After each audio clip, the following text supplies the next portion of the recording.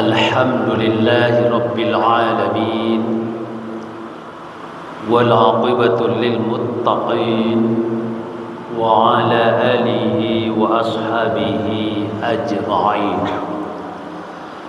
Ashhadu an la ilaha illallah wahdahu la syarika lah, wa ashhadu anna Muhammadan abduhu wa rasuluh sallallahu alaihi wasallam la nabiyya ba'dah.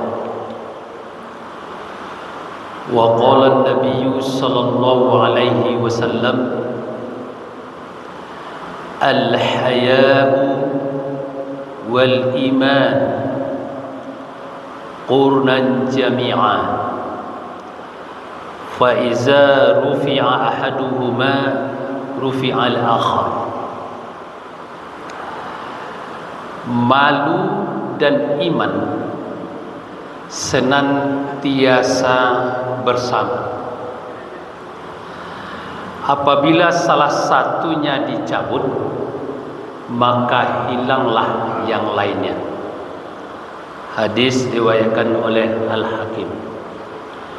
Bapak-bapak, ibu-ibu, jemaah zuhur Masjid Taqwa Muhammadiyah Sumatera Barat yang mulia, puji syukur kita ucapkan kehadirat Allah Subhanahu wa taala karena saat ini masih diberikan rahmat-rahmat berupa kesehatan, kesempatan maupun kekuatan hingga kita masih bisa melaksanakan kewajiban kita yang insya Allah nanti kita lanjutkan dengan sholat zuhur secara berjemaah.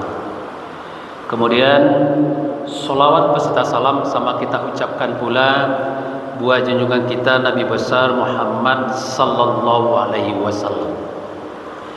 Ceramah zuhur kita pada hari ini kita merujuk kepada hadis yang kita bacakan tadi. Kita beri judul bentengi diri dengan rasa malu. Jadi kalau bentengi, bagaimana kita menjaga, memelihara supaya diri kita ini tidak terpengaruh oleh hal-hal yang buruk, hal-hal yang dilarang oleh Allah Subhanahu wa taala. Apakah itu kita bentengi mungkin datangnya dari depan atau mungkin dari belakang, bisa dari kanan, dari kiri atau dari atas. Dari mana celah-celah yang akan masuk yang bisa mengganggu kita kepada yang tidak baik, itu yang kita upayakan. Itu yang kita bentengi. Dengan apa kita bentengi? Rasa malu. Jadi rasa itu ada dua bentuk. Rasa kalau dalam panca indera kita mungkin bisa diraba, mungkin bisa dilihat. Itu rasa. Nah, lebih luas daripada itu rasa dalam bentuk batinnya. Jadi tidak kelihatan tapi bisa dirasakan. Misalnya dari hati, niat. Nah, itu tidak bisa kita lihat tapi terasa itu.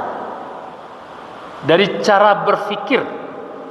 Nah, jadi malu adalah bagian dari perbuatan-perbuatan yang apabila itu tidak kita hindari, maka dia membawa kita kepada perbuatan-perbuatan yang tidak benar.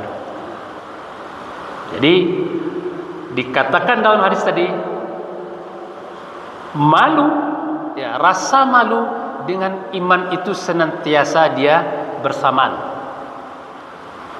Jadi kalau dia bersamaan, kadangkala mungkin yang lemah itu, yang kurang itu mungkin rasa malu.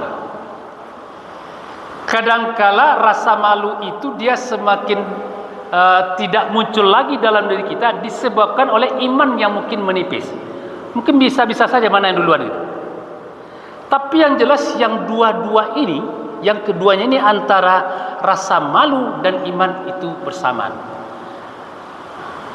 Bapak Ibu yang mulia, rasa malu ini adalah merupakan suatu sifat atau perasaan yang apabila nanti diketahui oleh orang, maka kita di situ merasa tidak enak atau tidak nyaman. Atau kalau rasa malu lah ada pada diri. Tapi kalau rasa malu itu yang tidak ada lagi pada diri seseorang, maka itu tidak akan berbekas kepada dirinya itu. Berarti kalau demikian, sekarang ini ada hal-hal yang kita lihat, suatu realita yang membelalakkan mata kita. Ini misalnya, kenapa orang begitu mudah berbohong dan berdusta? Hari ini ia berbicara meyakinkan, tahu-tahu dia besok tidak ia akui apa yang ia sampaikan kemarin. Seperti biasa saja. Kenapa orang berbuat licik dan merasa tidak bersalah, padahal ia melakukan kecurangan-kecurangan?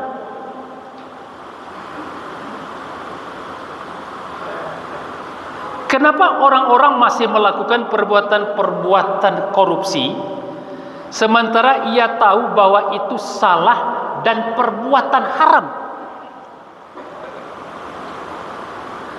Begitu juga kalau kita lihat, kenapa orang-orang masih nyaman dengan wajah-wajah dan perbuatan-perbuatan kepalsuan? Apakah orang ini tidak tahu bahwa suatu waktu nanti ini akan diketahui? Dia pasti tahu itu. Bahkan orang yang berbuat itu, yang akan nanti terjadi, yang akan nanti dipertanyakan oleh orang lain, dia sudah tahu apa jawaban yang akan ia sampaikan nanti. Jadi kalau demikian, bukanlah orang-orang yang tidak tahu, bukanlah orang-orang yang tidak mengerti. Lalu apa? Inilah diantaranya penyebab adalah degradasi iman dan rasa malu. Merosotnya kualitas iman, kualitas rasa malu yang ada pada diri manusia itu, sehingga yang seharusnya tidak ia lakukan dan ia yakin dari awal suatu waktu akan diketahui orang, tapi dia tidak merasa apa-apa ketika itu. Inilah rasa malu kalau tidak ada lagi. Bapak Ibu yang mulia, karena itu suatu ketika Rasulullah pernah juga menyampaikan kepada para sahabat. Jadi kata Rasulullah, "Iza lam tastah fasna' ma syi'ta." Cuitu bana, kata Rasulullah. Jika engkau tidak malu, berbuatlah sesukamu. Jadi kalau orang tidak lagi mempunyai rasa malu, nasihat yang akan diberikan orang kepadanya, manfaatnya untuk dirinya, dan itu tidak akan tembus itu, karena tidak ada rasa malu. Perbuatan-perbuatan tadi yang ia tahu itu merugikan dirinya, suatu waktu akan diketahui oleh orangnya, maka ketika diingatkan orang, dia itu tidak mempan. Kenapa? Tidak ada lagi rasa malu. Jadi kita lihat kondisi-kondisi sekarang, ibu bapak yang mulia, kenapa orang begitu gampang berdusta, berbohong, melakukan kecurangan? Sebetulnya itu karena rasa malu itu tidak ada lagi. Nah, kalau rasa malu itu tidak kuat lagi pada diri seseorang, maka imannya nanti juga akan melemah.